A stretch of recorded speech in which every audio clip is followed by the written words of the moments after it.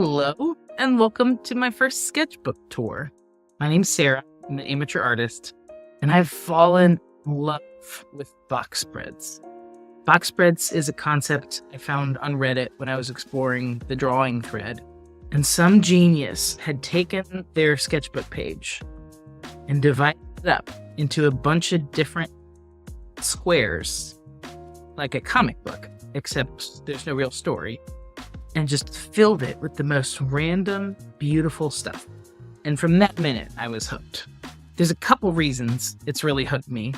One, obviously, it takes the pressure off using your whole sketchbook page for one perfect thing that you're working on. So maybe it's because I'm lazy. I'm going to think about that. Two, I feel like it gives my sketchbook an exponential number of things that I can practice drawing. So it ends up being really effective and really cool. And then three, it also works as this neat track record of memories of mental images. So doing this practice has really forced me to close my eyes, picture things, pull up photos, observe things around me in just a way I never could have expected. So if you've never done this before, I highly recommend it. Truly, all you do is just block off different shapes and parts of your sketchbook. I tend to fall into this mix of long and short and square and rectangle. Sometimes I'll leave a big block open. You could do it with circles. You could really do it with anything. A surprise benefit along the way has been that this lets me see different properties of pens and ink in a way that doing a writing sample just really doesn't do it justice. So I'll share what I found along the way about what pens and nibs and ink I really like as I walk through this first half of the sketchbook. So here's our first page. My son is really into chickens, so we have chickens everywhere, and I love that I got to capture that. In this book, I also started working with nature a little bit more. You can see I'm not especially skilled at this, and love to get better at this as I go. Darker mountain layers, lakes, stuff like that. This is supposed to be the mono air correction tape. See it there? Not really. And this pen was the 1911L Stormy Seas and Noodler's Massachusetts 54, which is one of my favorite inks. I'm trying to duplicate it so I can get it to be more consistent. This is a custom orange that I made, custom peach with the Winter Sky KOP and a pen. I can see a little ballet fitting in there, some pretzels. Eyes were a recurring theme for me, which was really fun. This was a different KOP with Iroshizuku mosu. I brought in some cards and a skateboard. These two were from places around the house. We've got a lantern and a chair. Slugs and snails were a recurring theme too. For here, we've got an umbrella. I really love doing gems and these different patterns. This is a custom teal that I made. I call it Minty Evergreen. And this was my Pilot Capless with the extra fine nib. I also tried to draw our cat quite a lot. This was the Bennu Euphoria Matcha Latte pen with a medium nib and Sailor Rikyucha. This is one of my favorite inks, just in the whole world. You can see another theme I have is mail, and I also did floppy disks at one point. We've got a lot of in nature. This is a fish that's on a decoration behind my desk. This ended up being one of my favorite pens to use the whole time, which was a surprise, because you might think of it as a more boring pen compared to all the stuff that I've got. But this was the Pilot E95, the Find, and the atramentis Document Black. I'm pretty much famous for my unflattering self-portraits, so there's another one. And then I just love the pen is so fine, you could get a lot of detail, and just every move with the pen ended up being really expressive. And so some of this is from a family trip we took to Great Wolf Lodge. This is the little danglers on the curtain in our living room. Some lady's hat, French fries, the salt and pepper shaker at the place. This one was the Pilot 823 with a medium and momiji ink. Now, this was a neat poster and fun restaurant vibe at a place we went to in Washington, D.C. And repeating scissor pattern. That was fun. Then I brought back the cityscape a little bit too. This one I actually did very recently. This was with the KOP Winter Sky and a custom gray mix that I made. I was actually trying to make purple, and of course, a pleasant surprise was turning into this. It feels like a really deep charcoal, but it still looks like ink. It's still really rich. And this was a mix of turquoise and red and yellow and just a little bit of white. This picture was from a fishing magazine my kids had downstairs. And then these are actually 2 little baby cards. It was like these letter learning cards. And I saved the ones with my son's initials. And so I had those around to sketch. I'll often ask my kids what I should draw in each box too. And so Leo said snake. And then this is a new E95S that I got where it's black on the bottom instead of checkered silver. This is the 1911L, the Stormy Seas. And this was the Massachusetts 54th dupe that I used. It's a little bit brighter blue, as you can see, but I like it. Got some mushrooms. These are faces I drew using Doodle Book. So if I get really stumped, I'll pull out this book, How to Doodle. And it's got just lots of ideas and suggestions. And that helps me pick something to challenge myself. I've also got this tiger from the back of my phone, some wrapping paper. This is a G that I have hanging in my office. And then I left this big box here because I just wanted to have a big landscape kind of photo. And I pulled up a picture of a castle. I just randomly decided to draw that. This set is the Skogsy micarta with a bold nib and platinum lavender black. Again, we get the eye popping up, my cat quite frequently. And my kids got skeleton costumes for Halloween, and so I drew them playing around in there. I'd say the timing varies quite a lot on how long each one of these takes me. If I'm really inspired and my hand needs to move, it could be as little as 15-20 minutes, and I can finish a full one. And then there are ones where I've left them sitting for a couple weeks, and it takes time because I just feel stumped for some reason. This is also the Skogsy micarta with a bold nib, and this is the atramentis turquoise ink. And this was the one that really showed me I prefer a medium or fine nib for these. When you have to go too bold, as we'll see with a special nib grind, it ends up feeling like it's going to bleed through the page, which didn't happen too much, but that's just how it feels. And it didn't feel like I could add as much detail as I like to add. Here we are with the Pilot 823 again, the momiji. This is an iguana. I actually had an iguana as a pet for a couple of years. It was growing. His name was Buddy. And we built this huge cage, like a normal sized closet. And we would put that in the backyard so he could hang out outside during the summer. And I would get in the cage and read him. Some macaroni, more eyes popping up. And food is a recurring theme, food and letters. This is the Sailor King of Pen medium with kosu mosu. Got some more food. This is from a TV show my kids were watching. This is the cat again. Fridge, pizza, trampoline. And then here we get to maybe my second all-time favorite pen to use in this. This is the Birch.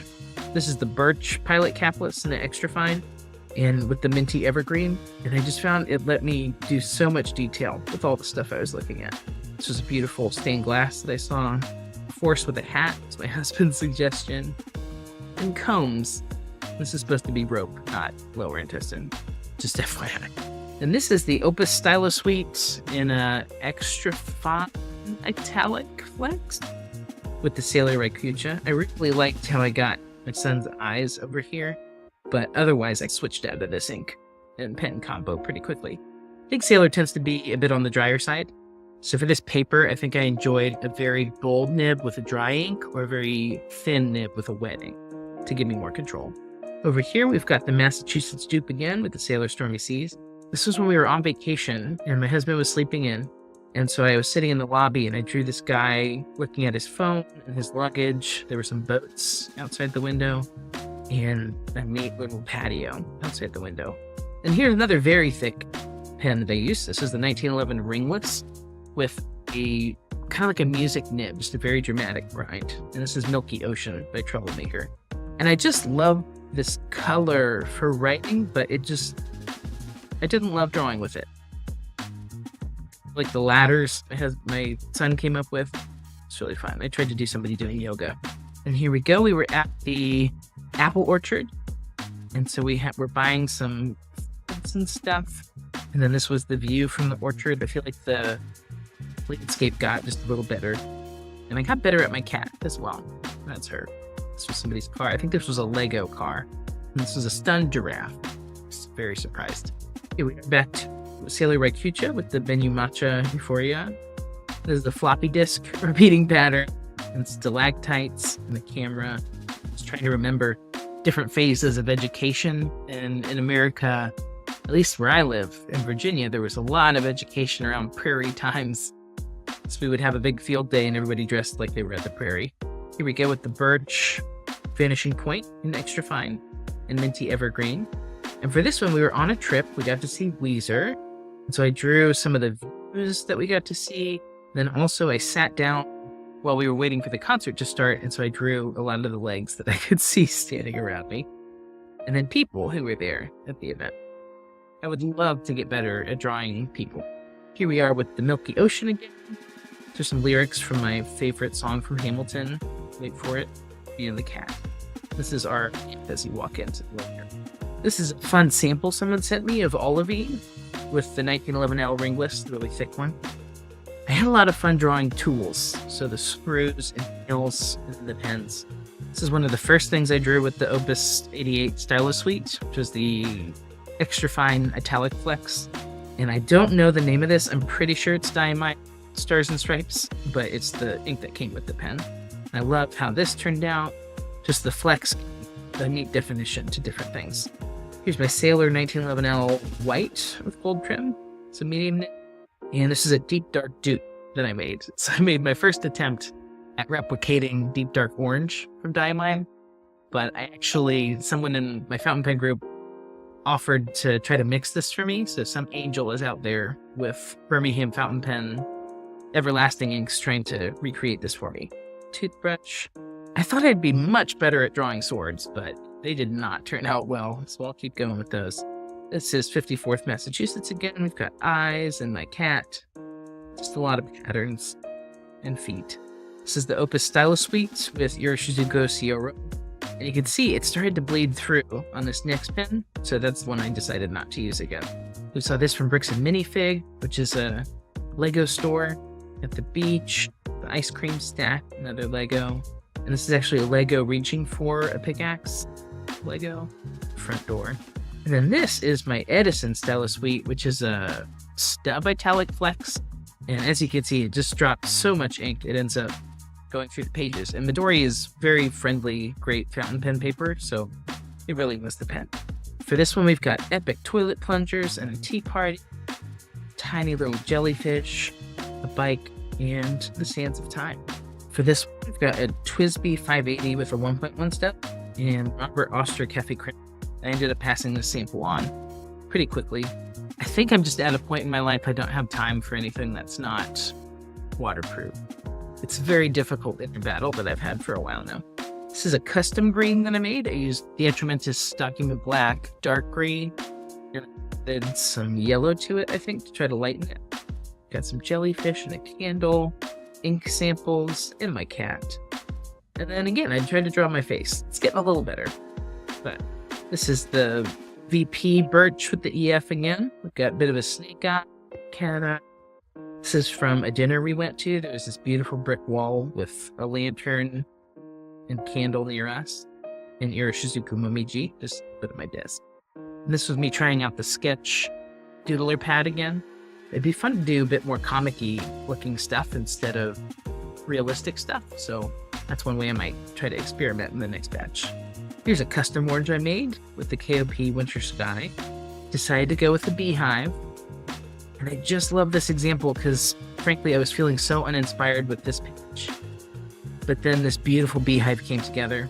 And so I used the pen the regular way for the thicker lines, and then I actually turned it upside down and wrote upside down for the tinier bees, get the smaller detail in. It was just lovely. Just Dominant Industries Savor It with the Skogsy in a bowl. I really love this, the bubbles.